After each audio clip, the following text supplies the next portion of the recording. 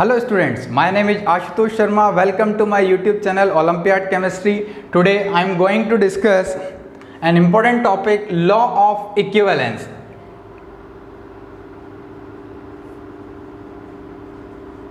Law of equivalence. देखो इससे पहले हम लोग इस चैप्टर में ऑक्सीडेशन नंबर कैलकुलेट करना देख चुके हैं। Rules to assign oxidation number, किस तरह से ऑक्सीडेशन नंबर हम लोगों ने असाइन किए वो देख चुके हैं। उनके एक्सेप्शन हम लोग देख चुके हैं। बैलेंसिंग ऑफ रेडॉक्स हम लोग देख चुके हैं। अब है important topic law of equivalence. क्या बोलता है? For example, if A react with B then it gives C plus D. तो यहां पर हम लोग इस लॉ के अकॉर्डिंग क्या बोल सकते हैं? One equivalent of A react with one equivalent of B and produce one equivalent of C and one equivalent of D. या फिर हम लोग अगर यहां पर बात करें तो हम लोग ऐसा बोल सकते हैं, number of equivalents of A is equal to number of equivalent of B is equal to number of equivalent of C is equal to number of equivalent of D।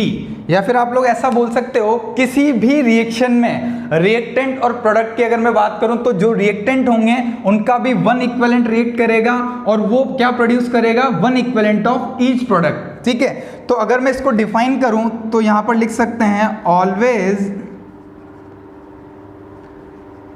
one reactant, always one equivalent of a reactant react with one equivalent of another reactant to produce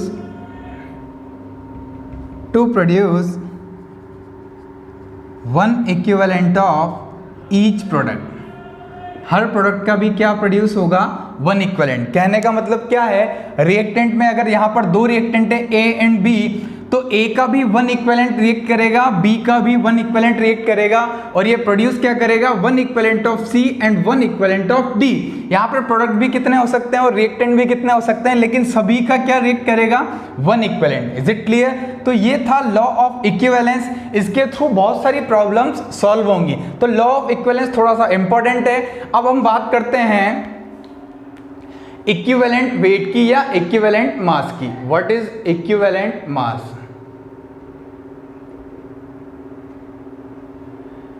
equivalent mass में भी हम लोग law of equivalence को use करेंगे calculate करने के लिए। तो देखो इधर, what is equivalent mass? Mass of substance which can react with 1 gram of hydrogen or 8 gram of oxygen and 35.5 gram of chlorine। ये क्या होगा? वो किसी भी सब्सटेंस का वो मास जो हाइड्रोजन के 1 ग्राम, ऑक्सीजन के 8 ग्राम या क्लोरीन के 35.5 ग्राम से रिएक्ट करे, उसी को हम क्या बोल देंगे? Equivalent mass. तो देखो इधर जो इक्विवेलेंट मास है, देखो किसी भी सब्सटेंस की अगर मैं बात करूं तो जो इक्विवेलेंट मास होगा वो रिप्रेजेंट करेगा उसके वन इक्विवेलेंट को। किसको रिप्रेजेंट करेगा? वन इक्विवेलेंट को। डेफिनेशन से ये बात क्लियर हो रही है कि किसी भी सब्सटेंस का जो इक्विवेलेंट मास है वो उसके वन इक्विवेलेंट को क्लियर करेगा। ठीक है, वन इक्विवेलेंट को रिप्रेजेंट करेगा। तो यहां पर मैं बोल सकता हूं मास ऑफ सब्सटेंस, अगर ये वन इक्विवेलेंट रिएक्ट कर रहा है। देखो इधर, अगर देखो हम यहां पर क्या बोल रहे हैं? मास ऑफ सब्सटेंस मतलब वो मास जो हाइड्रोजन के 1 ग्राम से रिएक्ट करे। इट मींस ये क्या हो जाएगा? इक्विवेलेंट मास। अगर ये इक्विवेलेंट मास है तो ये किसको रिप्रेजेंट कर रहा है? उस सब्सटेंस के वन इक्विवेलेंट को। अब लॉ ऑफ इक्विवेलेंस क्या बोलते हैं? One equivalent of substance react with one equivalent of another reactant. तो यहां पर अगर ये हाइड्रोजन से रिएक्ट करता है तो ये भी हाइड्रोजन का क्या होगा? One equivalent. तो यहां से एक बात प्रूव होती है कि 1 ग्राम ऑफ हाइड्रोजन ये किसके इक्वल होगा, हाइड्रोजन के 1 इक्विवेलेंट के। या फिर मैं बोल सकता हूँ 8 ग्राम ऑफ ऑक्सीजन, ये ऑक्सीजन के 1 इक्विवेलेंट के इक्वल होगा। या फिर मैं बोल सकता हूँ 35.5 ग्राम ऑफ क्लोरीन, ये क्लोरीन के 1 इक्विवेलेंट के इक्वल होगा। क्यों, ऐसा क्यों हो रहा है, क्योंकि ये सब उस सब्सटेंस के इक्विवेलेंट मास से रिएक्ट कर रहे हैं, और इक्विवेलेंट मास किसको रिप्रेजेंट करता है, 1 इक्विवेलेंट को। इट मींस इसका 1 इक्विवेलेंट इसके 1 इक्विवेलेंट से रिएक्ट करेगा, या फिर इसका 1 इक्विवेलेंट इसके 1 इक्विवेलेंट से रिएक्ट करेगा। ठीक है, इस बात को प्रूव करने के लिए मैं यहां पर एक एग्जांपल लेता हूं। देखो, अब ये तो फिक्स हो चुका है कि 1 ग्राम ऑफ हाइड्रोजन क्या है, 1 इक्विवेलेंट के इक्वल है, ऐसा हम लोग मान लेते हैं। तो देखो इधर, when H2 react with O2 gives 2H2O, ये इक्वेशन को मैंने बैलेंस किया। ठीक है, अब देखो यहां पर अगर मैं इसको मास में कन्वर्ट करता हूं तो ये कितना है, 4 ग्राम, ये कितना है, 32 ग्राम। Is it clear. अब आप लोगों से पूछा जाए कि ऑक्सीजन के कितना इक्विवेलेंट यहां पर प्रेजेंट है, 32 ग्राम में। ठीक है, तो देखो अगर हाइड्रोजन की मैं बात करूं तो ये 4 ग्राम है, 1 gram is equal to 1 equivalent, तो 4 gram is equal to 4 equivalent. Is it clear. अब लॉ ऑफ इक्विवेलेंस क्या बोलता है, इसका 1 इक्विवेलेंट इसके 1 इक्विवेलेंट से रेट करेगा, तो इसका 4 इक्विवेलेंट इसके कितने इक्विवेलेंट से रेट करेगा, 4 इक्विवेलेंट से। तो मैं यहां पर लिख सकता हूं ऑक्सीजन के भी कितने इक्विवेलेंट यहां पर प्रेजेंट है, 4 इक्विवेलेंट। तो देखो 4 इक्विवेलेंट किसके इक्वल है, 32 ग्राम के। तो मैं यहां से कैलकुलेट कर सकता हूं 4 इक्विवेलेंट इज इक्वल टू 32 ग्राम, तो 1 इक्विवेलेंट इज इक्वल टू क्या हो जाएगा, 8 ग्राम। ये बात मैंने पहले भी आप लोगों को बताई थी कि 8 ग्राम ऑफ ऑक्सीजन किसके इक्वल होगा, 1 इक्विवेलेंट को। इसको मैंने प्रूव भी कर दिया यहां से। ठीक है, नेक्स्ट एग्जांपल देखते हैं इसी में हम। When hydrogen react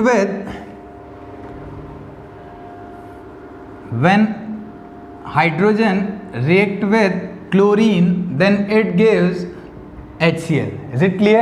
अब यहाँ पर अगर मैं बात करूँ तो क्या दिया हुआ है, 2 ग्राम हाइड्रोजन के, और क्लोरीन का कितना हो जाएगा, 71 ग्राम।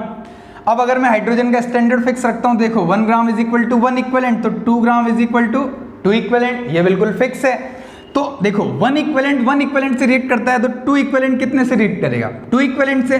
तो यहां पर क्लोरीन का भी कितना इक्विवेलेंट होगा, 2 इक्विवेलेंट। अब देखो 2 इक्विवेलेंट इज इक्वल टू क्या हो जाएगा, तो यहां पर हम कैलकुलेट कर सकते हैं 2 equivalent of chlorine is equal to 71 gram, तो 1 इक्विवेलेंट किसके इक्वल हो जाएगा, 35.5 ग्राम। यही तो वहां पर लिखा हुआ है। आप लोग चाहो तो सल्फर का भी कैलकुलेट कर सकते हो।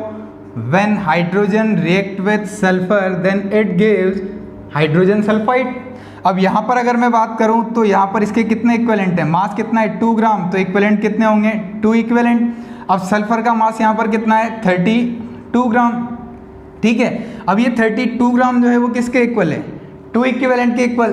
तो सल्फर का 1 इक्विवेलेंट किसके इक्वल हो जाएगा, 16 ग्राम। तो सल्फर का इक्विवेलेंट वेट क्या हो गया यहाँ पर, 16 ग्राम। Is it clear. तो इस तरह से आप लोग इक्विवेलेंट मास कैलकुलेट कर सकते हो। इक्विवेलेंट मास कैलकुलेट करने का एक और फॉर्मूला है, वो क्या है, equivalent mass is equal to molar mass of substance upon valency factor. ठीक है, अब देखो इक्विवेलेंट मास कैलकुलेट करने का दूसरा फॉर्मूला है क्या, molar mass upon valency factor. लेकिन आप लोगों को वैलेंसी फैक्टर कैलकुलेट करना तो आना चाहिए ना, कि अगर आप लोगों को वैलेंसी फैक्टर ही पता नहीं होगा तो आप इक्विवेलेंट मास कैसे कैलकुलेट करेंगे। और स्टार्टिंग में मैंने आप लोगों को बताया था इक्विवेलेंट मास से नंबर ऑफ इक्विवेलेंट कैलकुलेट करते हैं। तो जब आप लोगों को वैलेंसी फैक्टर नहीं पता होगा तो इक्विवेलेंट मास नहीं आएगा, और इक्विवेलेंट मास नहीं आएगा तो नंबर ऑफ इक्विवेलेंट आप लोग कैलकुलेट नहीं कर सकते हो। तो वैलेंसी फैक्टर्स पूरे चैप्टर में बहुत इंपॉर्टेंट टॉपिक है। तो नेक्स्ट हम लोग वही डिस्कस करेंगे, क्या, valency factor, how to calculate valency factor. Next हम लोग डिस्कस करेंगे हाउ टू कैलकुलेट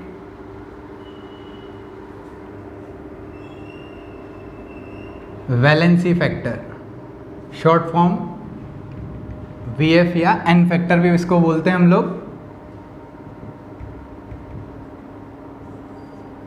ठीक है, सबसे पहले अगर मैं बात करूं, इन केस ऑफ एलिमेंट्स, एलिमेंट के केस में आप लोग वैलेंसी फैक्टर कैसे कैलकुलेट करेंगे। तो देखो जो वैलेंसी होगी एलिमेंट की वही किसके इक्वल होगा, वैलेंसी फैक्टर के। कैसे, अगर मैं आप लोगों से कहूँ सोडियम तो वैलेंसी क्या होगी 1, यही इसका क्या हो जाएगा valency factor. For example magnesium, इसकी वैलेंसी कितनी है 2, तो वैलेंसी फैक्टर भी कितना होगा 2। फॉर एग्जांपल एल्यूमिनियम, वैलेंसी कितनी है 3, तो वैलेंसी फैक्टर भी कितना होगा 3। अगर मैं बात करूं नाइट्रोजन की तो वैलेंसी फैक्टर कितना हो जाएगा 3, जो वैलेंसी होगी वही वैलेंसी फैक्टर होगा। ऑक्सीजन के लिए 2, फ्लोरीन के लिए 1, तो ये डायरेक्ट जो है वो क्या हो जाएंगे वैलेंसी फैक्टर हो जाएंगे। ठीक है, अब आप लोगों को अगर वैलेंसी फैक्टर पता है तो आप लोग क्या कैलकुलेट कर सकते हैं, इक्विवेलेंट वेट। कैसे कैलकुलेट करोगे, देखो अगर मैं मैग्नीशियम के लिए बात करूं तो मैग्नीशियम का देखो molar mass upon valency factor. Molar mass कितना होता है मैग्नीशियम का 24, वैलेंसी फैक्टर कितना है 2, जो वैलेंसी है वही वैलेंसी फैक्टर है, तो इक्विवेलेंट वेट क्या हो जाएगा 12। नेक्स्ट अगर मैं यहाँ पर बात करूँ ऑक्सीजन की तो मोलर मास कितना होता है 16, वैलेंसी कितनी होगी 2, तो यहाँ पर इक्विवेलेंट वेट कितना हो जाएगा 8 gram. Is it clear. Next अगर मैं बात करूँ यहाँ पर फ्लोरीन की तो फ्लोरीन क्या हो जाएगा 19/1, तो इक्विवेलेंट वेट क्या हो जाएगा यहाँ पर 19। Is it clear. तो ये था in case of element. Element के केस में जो वैलेंसी होगी वही वैलेंसी फैक्टर या एन फैक्टर को रिप्रेजेंट करेगा। सेकेंड है अपने पास in case of salts. Salts के केस में वैलेंसी फैक्टर कैसे कैलकुलेट करेंगे, तो देखो इधर valency factor is equal to total positive charge on cation, ठीक है, या फिर हम बोल सकते हैं total negative charge on anion, कुछ भी एक ले सकते हो, वही क्या हो जाएगा valency factor. For example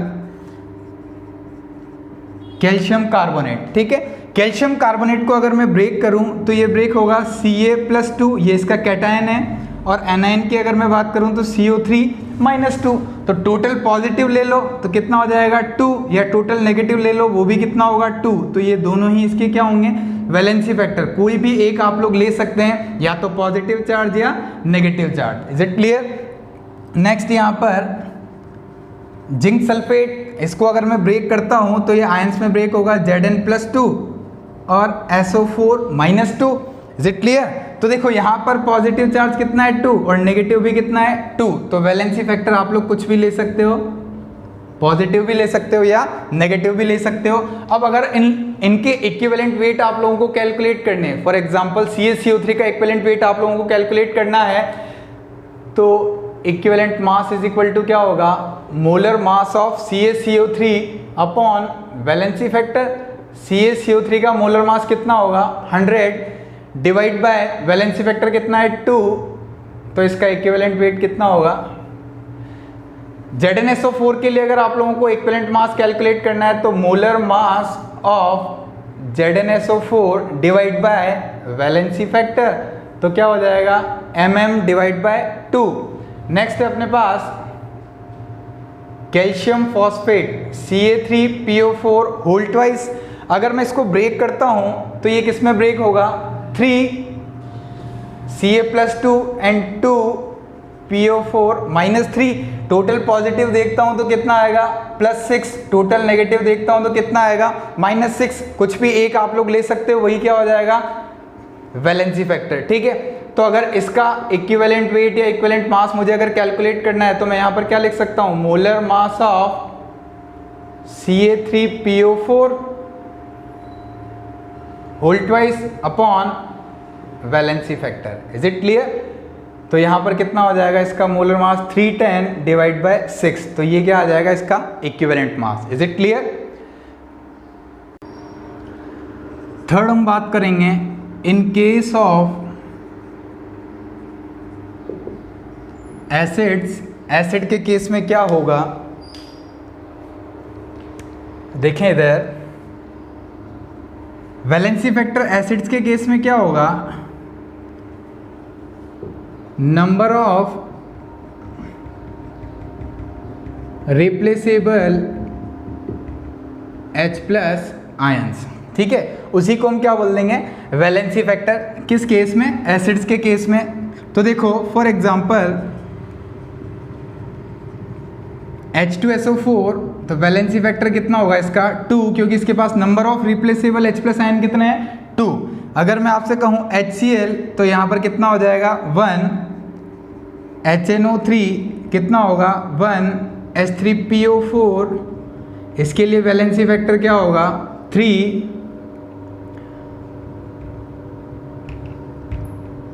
COOH whole twice oxalic acid, इसके लिए वैलेंसी फैक्टर कितना होगा 2। ठीक है, तो अगर ये नॉर्मल कंडीशन में है, सिर्फ कंपाउंड की फॉर्म में है, तब हम लोग इन एसिड्स को क्या, इन एसिड्स का जो वैलेंसी फैक्टर लेंगे वो क्या लेंगे, जितने नंबर ऑफ H+ आयन ये डोनेट या रिप्लेस कर सकता है, डोनेट कर सकता है। ठीक है, वो इसका क्या हो जाएगा वैलेंसी फैक्टर। वहीं पर अगर मैं इक्वेशन में इसकी बात करूं तो इक्वेशन में वैलेंसी फैक्टर वेरी कर सकता है। किस तरह से वेरी करेगा, तो देखें ये डिपेंड करेगा प्रोडक्ट पर या फिर किस तरह से, कितने रिएक्टेंट से ये रिएक्ट करता है। फॉर एग्जाम्पल अगर मैं बात करूं H2SO4 की, H2SO4 अगर NaOH से रिएक्ट करता है और प्रोडक्ट आपको देगा NaHSO4 और साथ में H2O, तो ध्यान से देखें H2SO4 से जब आप लोग NaHSO4 पर आएंगे तो number of replaceable H+ ion कितने हैं यहाँ पर 1 H+ आयन क्या है रिप्लेसेबल। टोटल H+ आयन कितने रिप्लेस हुए, एक ही H+ आयन रिप्लेस हुआ है, तो यहाँ पर इसका वैलेंसी फैक्टर अब हम लोग 1 लेंगे, 2 नहीं लेंगे। Is it clear, 2 valency factor नहीं लेंगे। रिएक्शन के अकॉर्डिंग इसका वैलेंसी फैक्टर कितना आएगा 1, क्योंकि आप लोग क्या लिख रहे हैं number of replaceable H+ ion. Normal condition में आप लोग वही ले सकते हो जिसके H+ आयन रिलीज करता है ये, लेकिन रिएक्शन के अकॉर्डिंग ये चेंज हो सकता है। तो देखो वैलेंसी फैक्टर अगर चेंज होगा तो इक्विवेलेंट मास भी चेंज होगा। अब इसका अगर मैं H2SO4 का इक्विवेलेंट मास की मैं बात करूं तो इसका इक्विवेलेंट मास क्या हो जाएगा molar mass upon valency factor. तो इस रिएक्शन के अकॉर्डिंग H2SO4 का इक्विवेलेंट मास कितना आएगा 98। वहीं पर अगर मैं इक्वेशन को चेंज कर दूं, for example when H2SO4 react with NaOH then it gives Na2SO4 plus H2O। ठीक है, ये एक इक्वेशन दी हुई है, तो प्रोडक्ट से आप लोगों को पता चल रहा है H2SO4 ने कंप्लीट अपने दोनों H+ आयन रिप्लेस कर दिए हैं, तो यहाँ पर रिप्लेसेबल H+ आयन कितने हैं 2। तो वैलेंसी फैक्टर इस रिएक्शन के अकॉर्डिंग कितना हो जाएगा 2 H2SO4 के लिए। अब अगर मैं इक्विवेलेंट मास की बात करूं H2SO4 के, तो वो कितना हो जाएगा 98 डिवाइड बाई 2 मीन्स 49। तो यहाँ पर इक्विवेलेंट वेट कुछ और होगा, इस रिएक्शन के अकॉर्डिंग इक्विवेलेंट वेट कुछ और होगा। देखो मोलर मास बिल्कुल फिक्स होता है किसी भी कंपाउंड के लिए, लेकिन इक्विवेलेंट वेट या इक्विवेलेंट मास चेंज होगा, वेरी कर सकता है। ये कोई फिक्स क्वांटिटी नहीं होती है, ये कोई फिक्स नहीं होता है, ये रिएक्शन पर डिपेंड करता है, वैलेंसी फैक्टर पर डिपेंड करता है। रिएक्शन चेंज होगी तो वैलेंसी फैक्टर चेंज होंगे, वैलेंसी फैक्टर चेंज होगा तो इक्विवेलेंट मास चेंज होगा। Is it clear. Next fourth है अपने पास, इन केस ऑफ बेसिस, तो आप लोग जनरल अगर नॉर्मली बात की जाए तो जो इनकी एसिडिटी होगी वही इनका वैलेंसी फैक्टर होगा, लेकिन अगर रिएक्शन में बात करूं तो total number of replaceable OH minus ions, इन्हीं को हम क्या बोल देंगे बेस के केसेस में वैलेंसी फैक्टर। और अगर मैं जनरली बात करूं तो वैलेंसी फैक्टर बेसिस में क्या हो जाएगा, फॉर एग्जांपल NaOH का वैलेंसी फैक्टर कितना होगा 1, इसकी एसिडिटी भी कितनी होती है 1। अगर मैं बात करूं कैल्शियम हाइड्रोक्साइड की तो वैलेंसी फैक्टर कितना होगा 2। अगर मैं बात करूं एल्यूमिनियम हाइड्रोक्साइड की तो वैलेंसी फैक्टर कितना हो जाएगा 3। मतलब जो इनकी एसिडिटी होगी वही क्या हो जाएगा वैलेंसी फैक्टर नॉर्मल कंडीशन में। वहीं पर अगर आप लोग इनको रिएक्शन में लेके जाते हैं, फॉर एग्जांपल देखो कैल्शियम हाइड्रोक्साइड की अगर मैं बात करूं तो यहां पर कैल्शियम हाइड्रोक्साइड का इक्विवेलेंट मास क्या हो जाएगा, इसके according molar mass upon valency factor वो कितना है 2। अब अगर मैं इसको इक्वेशन में लेके जाता हूं, इक्वेशन में कैसे, when calcium hydroxide react with HCl and gives CaOHCl, तो यहां पर आप लोगों को प्रोडक्ट को देखते हुए लगेगा क्या कि इस कैल्शियम हाइड्रोक्साइड ने कितने number of OH minus ion replace किए हैं, वो कितना आएगा 1 OH minus ion calcium hydroxide ने रिप्लेस किया है। तो यहां पर वैलेंसी फैक्टर मैं 2 ना लेकर अब कितना लूंगा 1। इस इक्वेशन के अकॉर्डिंग कैल्शियम हाइड्रोक्साइड का वैलेंसी फैक्टर कितना होगा 1। तो इक्विवेलेंट मास भी क्या हो जाएगा, चेंज हो जाएगा। इक्विवेलेंट मास अब क्या हो जाएगा, molar mass of calcium hydroxide upon valency factor कितना है 1। वहीं पर अगर मैं इस रिएक्शन को इस तरह से लिखता हूं, when calcium hydroxide react with HCl and gives CaCl2 plus H2O।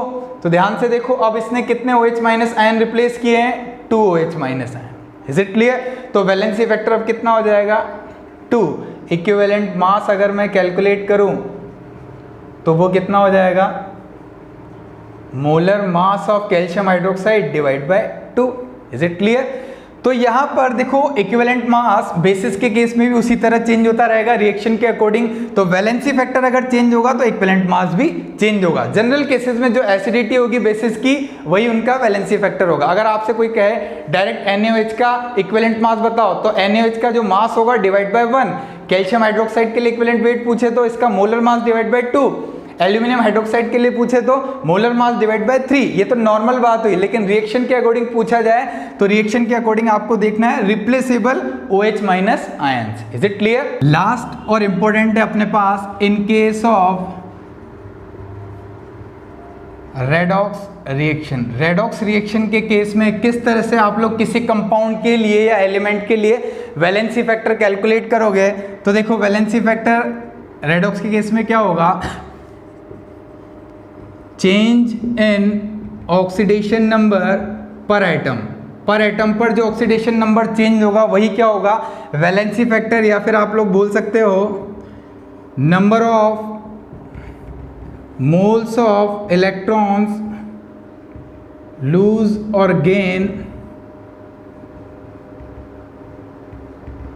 पर मोल ऑफ मॉलिक्यूल। एक मोल मॉलिक्यूल के थ्रू कितने इलेक्ट्रॉन, कितने number of moles of electron gain और लूज हो रहे हैं, वही क्या हो जाएगा उसका valency factor. Is it clear? तो देखो इधर यहां पर अगर मैं बात करूं फॉर एग्जांपल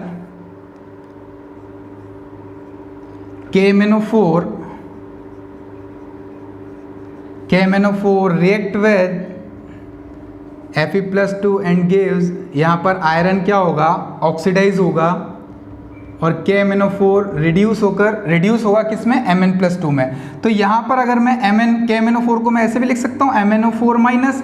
तो Mn की अगर मैं ऑक्सीडेशन स्टेट की बात करूँ तो ऑक्सीडेशन स्टेट कितना होगा +7। यहाँ पर अगर मैं Mn की ऑक्सीडेशन स्टेट की बात करूँ तो वो कितना होगा +2। आयरन का कितना है +2 और यहाँ पर कितना है +3। तो देखो अगर मैं Mn के लिए या MnO4 के इक्विवेलेंट मास की बात करूं तो पहले मुझे यहाँ पर जो चेंज हो रहा है वैलेंसी फैक्टर में, ऑक्सीडेशन नंबर में जो चेंज हो रहा है वही क्या हो जाएगा इसका वैलेंसी फैक्टर। और अगर मुझे वैलेंसी फैक्टर मिल जाएगा तो मैं इसका इक्विवेलेंट मास कैलकुलेट कर सकता हूँ। तो आप लोगों के पास क्वेश्चन कैसे आएगा, आप लोगों को एक इक्वेशन दे दी जाएगी और आपसे पूछा जाएगा KMnO4 का इक्विवेलेंट वेट बताइए इस रिएक्शन के अकॉर्डिंग।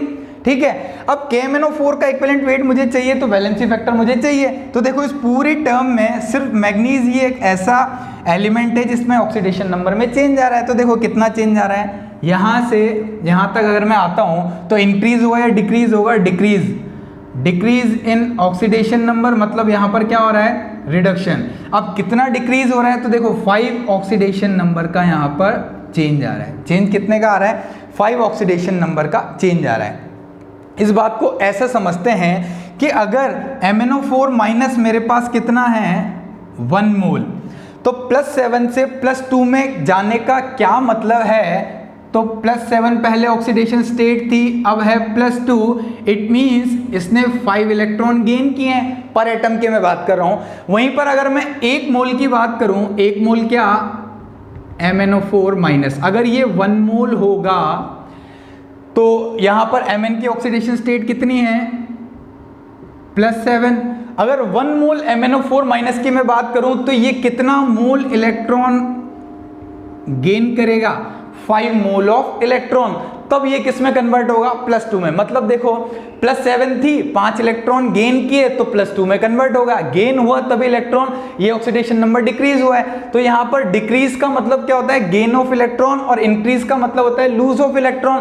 तो यहाँ पर अगर मैं मैग्नीज की बात करूंगा तो यहाँ पर अगर 1 मोल की बात हो रही है तो ये 5 मोल इलेक्ट्रॉन गेन करेगा, और अगर सिंगल एटम की बात होगी तो ये 5 इलेक्ट्रॉन गेन करेगा। जनरली मोल की बात होती है, पर मोल पे सब कुछ होता है, ठीक है।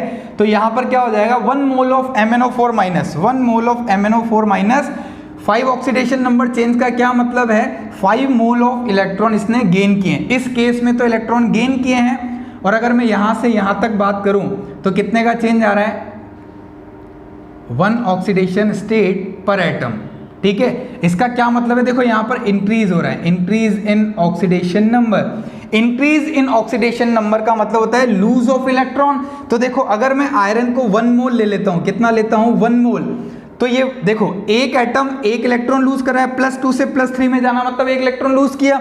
अगर ये 1 मोल होता तो कितने इलेक्ट्रॉन लूज करता, 1 मोल इलेक्ट्रॉन, ठीक है। और यहाँ पर देखो अगर ऑक्सीडेशन नंबर के अकॉर्डिंग बात करें तो चेंज कितने का आ रहा है, 1 ऑक्सीडेशन नंबर। तो आप लोग डायरेक्ट इसको भी वैलेंसी फैक्टर ले सकते हो, मोल के अकॉर्डिंग देखोगे तो 1 मोल इलेक्ट्रॉन आ जाएंगे, वो भी क्या हो जाएगा, वैलेंसी फैक्टर 1 ही रहेगा।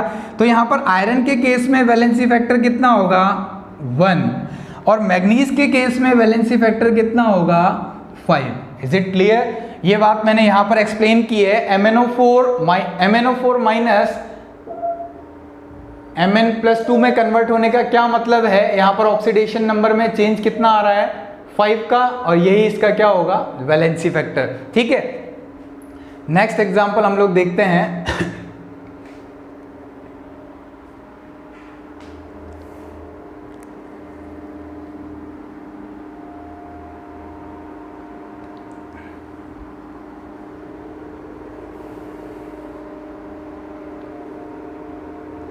When nitrogen change into NH3, ठीक है।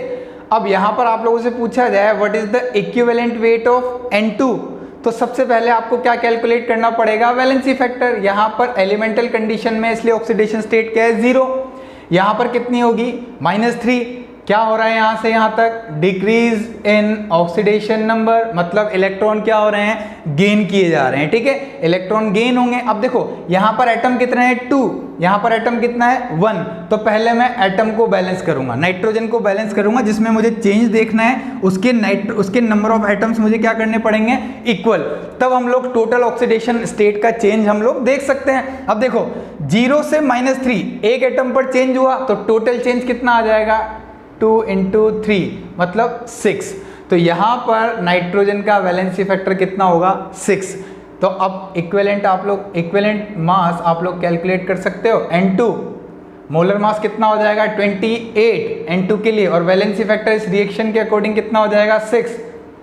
ये आएगा अप्रोक्सीमेट 4.65। इसका इक्विवेलेंट वेट कितना हो जाएगा, 4.65। देखो पर एटम पर अगर आप लोग लेते हो तो यहां पर मोलर मास चेंज हो जाएगा। क्यों, अगर आप सिर्फ एक ही एटम के लिए देखोगे चेंज तो कितना होगा, 3। तो आप लोग चाहो तो वैलेंसी फैक्टर 3 ले सकते हो, लेकिन आपको क्या चेंज करना पड़ेगा, यहां पर इक्विवेलेंट वेट। अब आप लोगों को यहां इक्विवेलेंट वेट में अब आप लोगों को क्या चेंज करना पड़ेगा, मोलर मास। यहां पर नाइट्रोजन N2 की जगह अब आप लोगों को मोलर मास क्या लेना पड़ेगा, 14 N का। क्यों, क्योंकि आप चेंज भी एक एटम पर देख रहे हो, और अगर आप लोग टोटल चेंज लेकर चल रहे हो, दोनों तरफ नाइट्रोजन के एटम इक्वल करते हो, तो टोटल चेंज कितना आ रहा है, 6 का। तो अब आप लोग मास कितना ले सकते हो, 28। Is it clear? अगर मैं ऐसे कहूं, ठीक है, नेक्स्ट एग्जांपल की अगर मैं बात करूं,